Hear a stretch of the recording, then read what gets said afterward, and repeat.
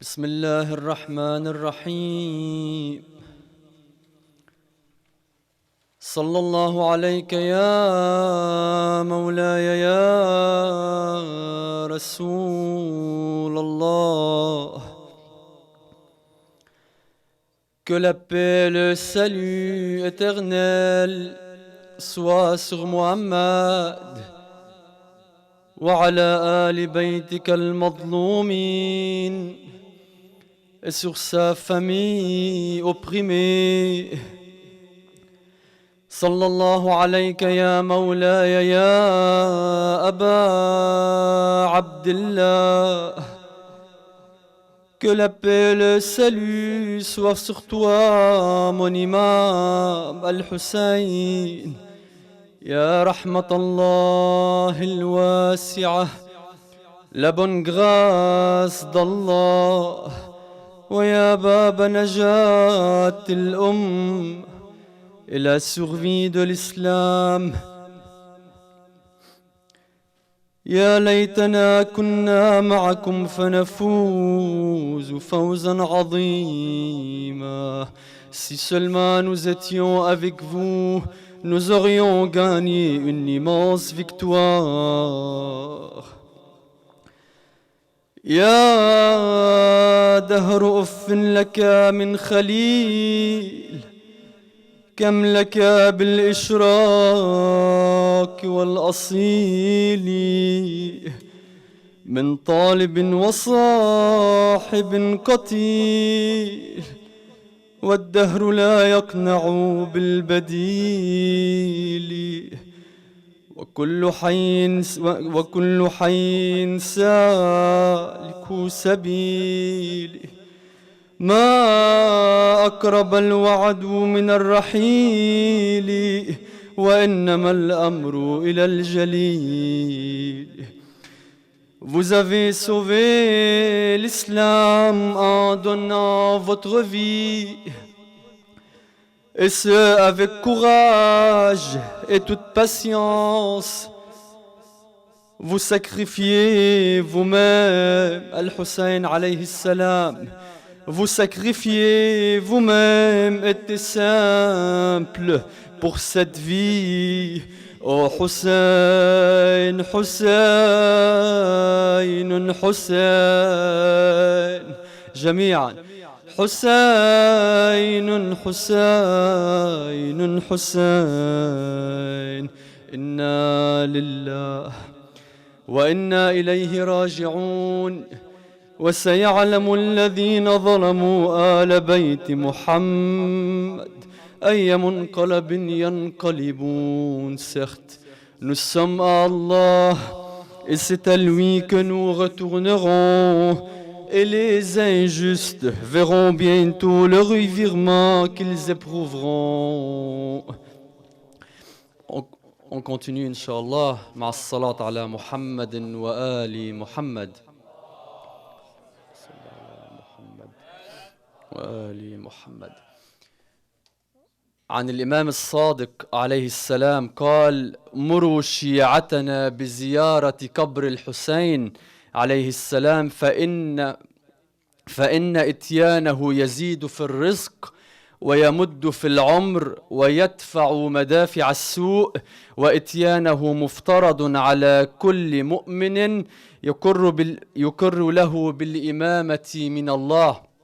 La traduction se fait comme suit. L'imam As-Sadiq, que la paix soit sur lui et sur sa famille, a dit: ordonnez nos fidèles qui nous suivent de visiter le sanctuaire de l'imam Al-Hussein alayhi salam, car ceci augmente ses provisions. Provision veut dire matérielle et spirituelle. Encore une fois, ici, on traduit le sens et non pas une traduction terme par terme. Il continue aussi et prolonge sa vie. La visite de l'imam Al-Hussein alayhi salam est un prolongement pour le visiteur et prolongement de la vie du visiteur. Éloigne ou repousse les mauvaises choses, et sa visite est une obligation à tout fidèle censé reconnaître l'imama pour l'imam Al-Hussein alayhi salam. Al-Imam al-Rida alayhi salam, il dit dans un autre hadith, dans un autre discours, en vérité, le jour de Hussein, le 10e jour de Muharram, a meurtri nos paupières et fait couler nos larmes. Celui qui nous est cher a été avili en une terre de Karbala. Et il continue en disant que ceux qui pleurent, pleurent donc sur quelqu'un comme Al-Hussein, alayhi salam, car de pleurer sur lui diminue les grands péchés, le péché qu'il soit petit ou grand, comme nous avons cité hier dans un autre hadith ou riwaya. Encore, il rajoute Al-Imam Rida, alayhi salam, lorsqu'on entrait dans le mois de Muharram, dans le mois dans lequel on est présentement, jamais on ne voyait mon père rire. Il était dominé par la peine, par la tristesse, il était affligé. Il était dominé par la peine jusqu'à son 10e jour. Et lorsque ce jour arrivait, c'était pour lui une journée de malheur, de tristesse et de pleurs. Et il disait, c'est le jour en lequel on a tué Hussein, alayhi salamullah. Inch'Allah, on continue aussi les lectures précédentes. On suit encore les mêmes faits historiques pour que quand on arrive au 10e jour de Karbala, au 10e jour de Muharram, on veut vraiment en connaître les conséquences et les causes et non pas qu'on soit, et je ne le souhaite pas bien sûr, et qu'on ne soit pas ignorant au sujet de l'imam Al-Hussein alayhi salam. Sallu ala Muhammadin wa ali Muhammad. Allahumma salli ala Muhammad wa ali Muhammad. Nous avons vu dans les lectures précédentes que, principalement hier, nous avons vu que la principale cause qui était lointaine, en fait, du massacre de Ashura était le refus de l'imam Al-Hussein alayhi salam de faire le serment d'allégeance à Yazid ibn Muawiyah alayhi la'natullah. Dès son accession au pouvoir, Yazid demanda au gouverneur de Al-Madina, Walid ibn Utbah, d'exiger le serment des citoyens de la ville. Et principalement, il voulait l'obligation de l'imam Al-Hussein alayhi salam de lui faire serment parce que l'imam Al-Hussein alayhi salam était une figure dans la société. Il savait que les gens, les citoyens de la ville étaient influencés par Al-Hussein alayhi salam et nous savons très bien que l'imam Al-Hussein alayhi salam a refusé de faire ce serment-là. En effet, Yazid, pour consolider et pour appuyer son khalifa, il était nécessaire pour lui d'être reconnu en tant que calife pour les musulmans et principalement à la Mecque et à la Médine. Walid convoqua alors l'imam Al-Hussein alayhi salam en pleine nuit au palais du Al-Khalifa. Et il se trouvait en la compagnie de Yazid Marwan ibn al-Hakam, qui était une des bases de la famille des Omeyyades, min Banu Umayya. Alors, Al-Walid, quand l'imam Al-Hussein, alayhi salam, il était venu à sa rencontre, il lui fit part que Muawiyah était mort et que maintenant le califat légitime, selon lui bien sûr, et non pas selon l'imam Al-Hussein, et le califat présentement à la tête du pouvoir était Yazid, et il voulait que Al-Hussein alayhi salam, qui était présent, il voulait qu'il lui porte serment. Alors l'imam Al-Hussein alayhi salam, il a trouvé plus sage de donner réponse à Yazid le lendemain. Donc quand Yazid lui a demandé cette question-là, l'imam Al-Hussein alayhi salam n'avait pas répondu. Mais là, Marwan ibn al-Hakam, qui était là, il a dit à Al-Walid, il lui a dit par mots, il ne sortira pas d'ici tant qu'il n'aura pas prêté serment d'allégeance, parce que si Al-Hussein alayhi salam sort ce soir d'ici sans te faire serment, il sera dur après de lui demander ce serment à nouveau, à moins qu'une guerre éclate entre vous. Alors Al-Walid, n'ayant pas pris cette opinion, il dit à l'imam Al-Hussein alayhi salam, tu peux partir, mais l'imam Al-Hussein alayhi salam a entendu ce qu'avait dit Marwan ibn al-Hakam. Alors, il a répondu, nous les Ahlul Bayt, gens de la maison du prophète sallallahu alayhi wa alihi, détenteurs du message divin, nous avons été choisis par Allah subhanahu wa ta'ala pour révéler son message. Ça c'est la parole de l'imam al-Hussein alayhi salam pour Al-Walid et pour Marwan ibn al-Hakam. C'est par nous qu'Allah subhanahu wa ta'ala a débuté le message et c'est par nous que l'islam atteindra son apogée par la réapparition de Al-Mahdi ajjalallahu ta'ala farajahu al-sharif, qu'Allah subhanahu wa ta'ala hâte sa réapparition. Yazid est un débauché et un libertin. Donc si l'imam al-Hussein alayhi salam dit ouvertement et sincèrement ce qu'il pense à propos de Yazid. Yazid est un débauché et un libertin, un ivrogne qui fait tuer les gens sans raison. Ce qui est grave, ce qui le fait ouvertement et n'en ressent aucun remords. Quelqu'un comme moi, quelqu'un comme l'imam al-Hussein alayhi salam, et c'est là que j'avais dit précédemment que regardez la différence entre l'imam al-Hussein alayhi salam et la différence entre Yazid, et elle se situe principalement quand l'imam al-Hussein alayhi salam dit cette phrase: quelqu'un comme moi ne saurait prêter allégance à quelqu'un comme lui, comme Yazid alayhi la'natullah. Alors que le prophète Muhammad sallallahu alayhi wa alihi avait dit: Husaynun minni wa ana min Husayn, al-Hussein alayhi salam est de moi et je suis de lui. Allah aime qui aime Al-Hussein. Al-Hussein est un sibt, ce qu'il y a de meilleur dans une nation. Al-Hassan ou Al-Hussein, alayhim salamullah, que la paix soit sur eux et sur leur famille, sont les maîtres de la jeunesse du paradis. Ça, c'est les propos de Muhammad sallallahu alayhi wa alihi. Allahumma salli ala Muhammad wa ali Muhammad. Maintenant, alors, nous allons présenter la personnalité de Yazid, comme précédemment, on avait présenté la personnalité de l'imam al-Hussein, alayhi salam, pour qu'on sache vraiment quand on arrive au massacre de Karbala et au jour de Ashura, pour qu'on sache vraiment c'est qui a fait cette guerre, et c'est qui a combattu, c'est qui l'assassin, et c'est qui la victime. Alors Yazid, présentons-le en quelques mots.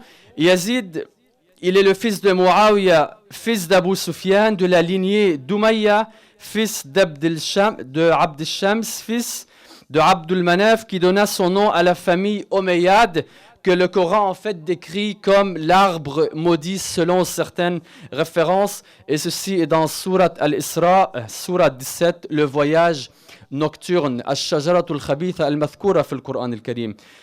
Aïcha, un jour s'adressant à Marwan ibn al-Hakam, oncle et successeur de Yazid, elle lui dit: j'ai entendu un jour le prophète Muhammad sallallahu alayhi wa alihi dire à ton père et à ton grand-père qu'ils étaient l'arbre maudit auquel fait allusion le Coran.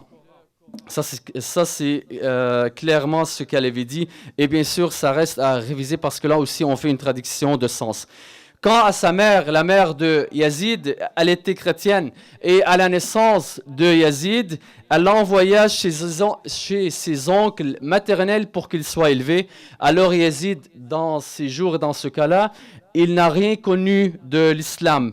Avec l'âge, Yazid devient une personne alcoolique et qui avait principalement une passion pour élever les singes et pour élever les chiens.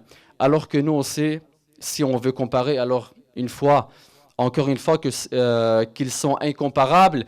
L'imam al-Hussein alayhi salam, qui est né dans la famille du prophète Muhammad sallallahu alayhi wa alihi, et regardez Yazid comment il a été élevé. Il poussa même la débauche de Yazid. Il poussa même la débauche jusqu'à commettre l'inceste envers sa propre tante, des agressions envers les femmes de sa propre famille, ce qui est très très grave. Il installa à Médine des troupes de musiciens et autres, tout près de Al-Kaaba et du sanctuaire du prophète, et ces troupes et ces rassemblements-là ne faisaient que des fêtes en présence d'alcool. Et à la sortie de l'aube, quand l'aube sortait et le mu'adhin lançait l'appel à la prière, alors toutes ces troupes-là, en compagnie de Yazid, était carrément ivre et mort à l'heure de la prière de l'aube. Les faits suivants alors qu'on vient de présenter peuvent à peu près vous mentionner ce qui est aussi minime. Il y a encore beaucoup de faits à expliquer, mais malheureusement, nous n'avons pas le temps de les présenter à une simple lecture. Ces faits-là, et surtout les 3 années du règne de Yazid qu'il a régné, suffisent pour se donner une idée définitive sur sa personne. Yazid alors avait une véritable passion pour les chiens et pour les singes, et son palais était plein de ces animaux-là. Et c'est pas ça, le pire, il habillait ces singes et ces chiens de soie et d'or, alors que les rues des villes qu'il régnait la pauvreté. Et ces gens-là, les citoyens de ces villes, n'avaient pas la moindre somme d'argent pour compléter leurs besoins, pour combattre la pauvreté, pour combattre la famine. Alors, après cette réponse sans équivoque, à l'imam al-Hussein alayhi salam, quand Al-Walid et Al-Marwan, ils voulaient que l'imam al-Hussein alayhi salam porte serment à Yazid, ils voulaient absolument que l'imam al-Hussein alayhi salam appelle Yazid comme gardien de l'islam et de commandeur des croyants, qu'il est au pouvoir de l'islam, titre qu'il exigeait que Al-Hussein alayhi salam lui reconnaisse, et une autre fois l'imam al-Hussein alayhi salam refusa de le faire. Alors l'imam al-Hussein alayhi salam, il est rentré chez ses parents et chez sa famille à Al-Madina, à la Médine, et il alla sur la tombe de son grand-père Muhammad sallallahu alayhi wa alihi pour lui faire ses adieux. Une partie de la famille, dont Muhammad ibn al-Hanafiya, qui était le frère de l'imam al-Hussein alayhi salam, il a essayé de lui dire de ne pas partir, mais l'imam al-Hussein alayhi salam, il insista et répondit par ces mots: mes chers frères, sachez que mon cœur saigne à l'idée de vous quitter et de quitter les tombes de mon cher grand-père Muhammad sallallahu alayhi wa alihi, de ma bien-aimée mère et de mon frère adoré Al-Hassan alayhi salam. Si ce n'était pour l'appel du devoir, parce que c'était un appel, et l'imam al-Hussein alayhi salam a répondu à cet appel, je n'aurais jamais quitté Médine, mais Allah subhanahu wa ta'ala en a décidé ainsi et m'a ordonné de partir. Je connais les difficultés qui m'attendent, et le prophète Muhammad sallallahu alayhi wa alihi m'a préparé. Il a préparé l'imam al-Hussein alayhi salam pour ce martyr. Il a préparé depuis mon enfance à y faire face. Alors, arrivé à la Mecque, l'imam al-Hussein alayhi salam, regardez ce nombre, il avait reçu à peu près 30 000 livres des gens de Al-Koufa lui disant qu'on t'appuie. Est-ce que c'est le cas après? On va voir la réponse. 30 000 livres de la part des Koufites disant à l'imam al-Hussein alayhi salam, viens nous sauver du pouvoir de Yazid et nous on va t'appuyer. Alors, pour vérifier la sincérité des gens de Al-Koufa, l'imam al-Hussein alayhi salam, il a envoyé comme émissaire Muslim ibn Aqil, qui était son cousin. Il a envoyé alors directement à Al-Koufa pour voir si c'était vraiment réellement ça que les gens voulaient. Alors, Muslim ibn Aqil, arrivant à Al-Koufa, il lança le message de l'imam al-Hussein alayhi salam, Bismillah ar-Rahman ar-Rahim, au nom d'Allah, je ne me rends pas en Irak en imposteur, ni parce que je suis injuste, ni pour semer la discorde sur terre, ni de gaieté de cœur, ni pour une quelconque insatisfaction personnelle. Je me suis soulevé, l'imam al-Hussein alayhi salam, il s'est soulevé pour raffermir la umma de mon grand-père Muhammad sallallahu alayhi wa alihi. Allahumma salli ala Muhammad wa ali Muhammad wa ajjal farajahum. Alors il continua, Muslim ibn Aqil, le message de l'imam al-Hussein alayhi salam. Alors il voulait commander le bien et interdire le mal. Ayya'mur bil ma'rouf wa yanha 'anil munkar. Et poursuivre les traces de mon grand-père et de mon père, Ali alayhi salam, que la paix soit sur eux, sur toute la famille. Alors il continue aussi. Jean, le messager d'Allah subhanahu wa ta'ala, a dit que celui qui voit un sultan ou un dirigeant ou quelqu'un qui est au pouvoir injuste, qui rend légal ce qu'Allah a interdit, qui transgresse le pacte qu'il a conclu devant Allah subhanahu wa ta'ala, qui dévie la sunna du messager d'Allah subhanahu wa ta'ala, qui agresse les musulmans. Et c'était le cas de Yazid en fait, donc c'est ça qu'il faisait. Et encore c'était le cas de Muawiyah, son père, alayhim la'inullah. Donc, qui agresse les musulmans et commet des péchés contre eux sans qu'il s'oppose à lui, à ce dirigeant qui est au pouvoir, ni par une parole. Regardez l'importance de ça. Donc même une parole, elle peut faire l'affaire. Ni par une parole, ni par une action, Allah lui réservera le même sort qu'il réserve à ce dirigeant. Je ne vois la mort que comme un bonheur. Ça, c'est les paroles de l'imam al-Hussein alayhi salam. Inni la ara al-mawta illa sa'ada wal hayata ma'a al-zalimina illa barama. Je ne vois la mort que comme un bonheur et la vie avec ces injustes que comme une source d'ennui et d'affliction. Alors, Muslim ibn Aqil, il prie. Non, excusez-moi, Muslim ibn Aqil était déjà à Al-Kufa, donc maintenant c'est l'imam al-Hussein alayhi salam qui a suivi Muslim ibn Aqil, qui est parti alors vers Al-Kufa en compagnie de ses proches et de ses compagnons, et 4000 personnes sont parties avec l'imam al-Hussein alayhi salam. Donc là, on avait dit tantôt qu'il y avait 30 000 personnes ou fidèles qui ont envoyé à l'imam al-Hussein alayhi salam que viens à Al-Kufa pour nous sauver, nous sommes là pour t'appuyer. Et là aussi, de la Médine, il y a 4000 fidèles qui sont partis avec l'imam al-Hussein alayhi salam. Est-ce que vous savez combien de fidèles ou de compagnons vont rester avec l'imam al-Hussein lors du jour de Karbala? 72. On parle de milliers de personnes à 72 compagnons, Ashab al-Hussein alayhi salam, qui vont combattre avec l'imam al-Hussein alayhi salam. N'est-ce pas là une grande et une souffrance pour l'imam al-Hussein alayhi salam? Alors, en cours de route, quand l'imam al-Hussein alayhi salam partait vers Al-Kufa, il s'est croisé avec Al-Farazdak, qui était l'un des plus grands poètes de l'époque. Alors, il demanda à ce poète, à Al-Farazdak, comment as-tu trouvé les esprits de gens de Al-Kufa? Qu'est-ce que Al-Farazdak a répondu?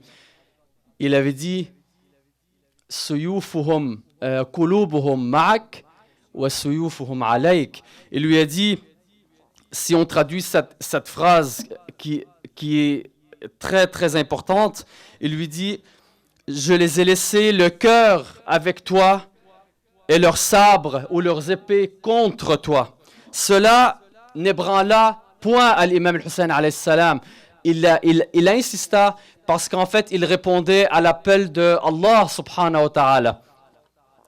Alors, en cours de route ici, il a appris que les Irakiens l'ont trahi, une partie des Irakiens de Ahlul Kufa l'ont trahi sous l'ordre et sous la peur de Ubaydullah ibn Ziyad, qui était le gouverneur de Al-Kufa, mis par Yazid, qui était aussi pire que lui. Alors, maintenant, Muslim ibn Aqil, il était seul à Al-Kufa et à l'imam al-Hussein alayhi salam le suivi sur la route. Alors, voyons un peu la tragédie de Muslim ibn Aqil. La tragédie commença à Al-Kufa quand l'énonciateur du gouverneur, il commença à crier « Habitants de Kufa, ayez pitié de vous-même, abandonnez Muslim, fils de Aqil, et rejoignez nos rangs, Ubaydullah, fils de Ziyad, il saura vous récompenser. » إلى ما ظلم الحسين وأهل البيت بس إذا الشباب بيتكرمونا بمي وأجرمكم الله صلوا على محمد وآل محمد اللهم صل على محمد وآل محمد. Quand l'appel à la prière du soir se leva, Alors Muslim ibn Aqil priait à la mosquée et il y avait 30 personnes derrière Muslim qui étaient en train de prier.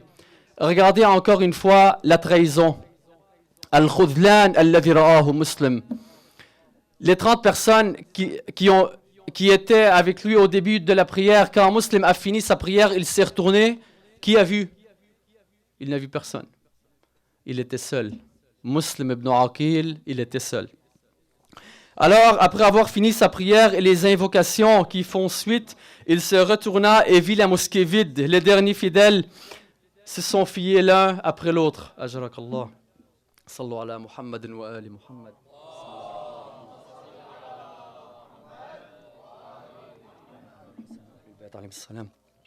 Muslim, alors seul dans la ville, ne savait où y aller. Il était aussi étranger. Au détour d'une ruelle, il vit une femme au nom de Tawa devant sa porte. Alors, Muslim lui demanda, il avait soif, il lui demanda, Amatallah, servante d'Allah, avez-vous une goutte d'eau à m'offrir? Alors Tawa, al-Imra as-Saliha, qui était une femme sainte, alors il lui donna à boire et ferma sa porte. Alors Muslim ibn Aqil, il est resté assis à la porte de Tawa. Alors quand Tawa réouvra la porte à nouveau, elle vit Muslim encore assis à la porte. Alors elle lui demanda, Ya Abdallah, serviteur d'Allah, n'as-tu pas bu l'eau que je t'avais donnée? Muslim ibn Aqil n'a rien répondu. Il lui dit, bien sûr, j'ai bu l'eau. Merci à toi. Mais quand elle lui demanda, que fais-tu à ma porte? Muslim ici resta silencieux et ne dit aucune réponse. Alors la femme Tawa, elle insista et redemanda à Muslim, que fais-tu encore à ma porte si tu as bu d'eau? Alors là, Muslim ibn Aqil, il lui dit, moi je suis Muslim ibn Aqil, l'émissaire de l'imam al-Hussein alayhi salam qui m'a envoyé pour voir la sincérité de Jean al-Koufa. Et là, je suis seul et il n'y a personne d'eux qui m'offre le loyer pour que je passe au moins cette nuit. Alors là, Tawa, qui connaît Muslim et qui était son seigneur, elle lui dit, c'est toi, Muslim, l'envoyé des Hussein, je t'en prie, rentre à ma porte. Alors Muslim lui remercia et il lui dit, un jour, Inch'Allah, tu seras récompensé. Alors, l'homme ne répondit pas quand elle lui a demandé, que fais-tu encore à ma porte? Elle répéta ces paroles, mais l'homme restait silencieux. Alors, l'homme se leva et dit, ô servant de Dieu, ici je vous donne les mots justes de Muslim. Ô servant de Dieu, je n'ai pas de foyer dans cette ville. Il était étranger, ni de proches, pas même d'amis étrangers. Je ne sais où aller. Feras-tu encore une bonne œuvre en m'hébergeant? Peut-être pourrais-je ensuite t'en être reconnaissant au jour du jugement. Alors, quand elle le fit rentrer, elle le cacha. Mais Tawa, son fils, quand il est rentré le soir, il a vu que sa mère allait beaucoup à cette chambre, souvent porter de l'eau ou porter des repas à Muslim. Alors, son fils s'est demandé pourquoi ma mère se précipite souvent vers cette chambre. Donc là, il a demandé à sa mère plusieurs reprises. Il lui a demandé qui est dans cette chambre, qui est caché, parce que le gouverneur avait mis une récompense pour celui qui capture Muslim et le donne au gouverneur. Alors là, ce soir-là, Tawa, quand son fils lui a juré que il dira à personne que c'est Muslim qui était dans cette chambre, il lui dit, la personne que la police cherche dans toute la ville, que le gouverneur veut, Muslim ibn Aqil, il est dans cette pièce. Il est dans cette pièce. Alors, le fils de Tawa se leva, alors pour livrer Muslim, wa Husayna, wa Ghariba. Le fils de Tawa se leva alors pour livrer Muslim. Et une troupe de 70 hommes fut envoyée pour l'arrêter. Muslim bondit dans la ruelle et se retrouva face à face avec tous ces hommes. Et la bataille commença. Il se battit comme un lion, comme son oncle Ali ibn Abi Talib, tuant et blessant beaucoup d'entre eux. Muslim ne pouvait pleurer. Regardez, Muslim a commencé à pleurer. Mais est-ce que vous savez pourquoi Muslim il a commencé à verser ses larmes? Alors là, on a dit à Muslim, quand on a vu son courage, et il a frappé beaucoup de gens, il a assassiné beaucoup de cette armée omeyyade. Alors on lui a dit, Muslim, pourquoi tu pleures? As-tu peur de la mort? Alors Muslim répondit, non. Je pleure à l'imam al-Hussein, inni abki al-gharib, abki al-Hussein alayhi salam.